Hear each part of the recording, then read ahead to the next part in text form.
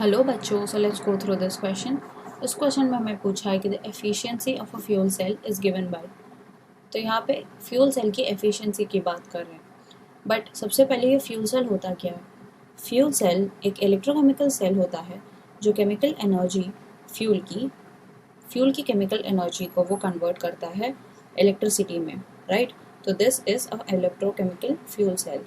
Okay, तो ये बहुत टाइप के होते हैं जिसमें usually they all consist of anode, cathode और इलेक्ट्रोलाइट, जिसके अंदर आयंस प्रेजेंट होती है और जिसके वजह से बेसिकली करंट जनरेट होता है।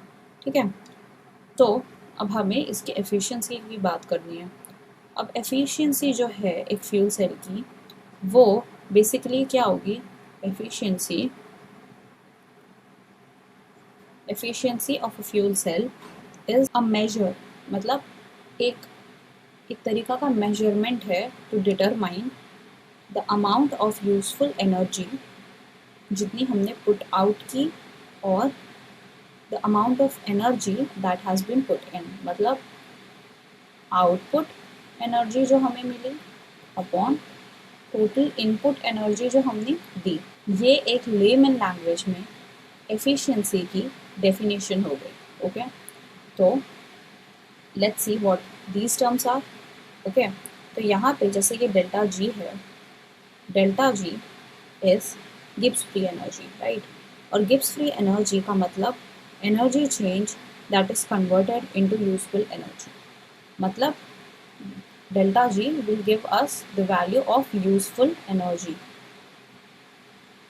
राइट? और let's say energy change that is converted into useful energy and we have delta H. Okay, delta H क्या होता है? delta H is the total energy that is given to the system.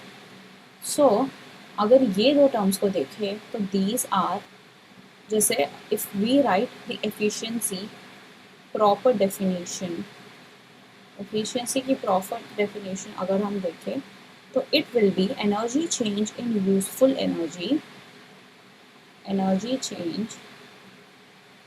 into useful energy upon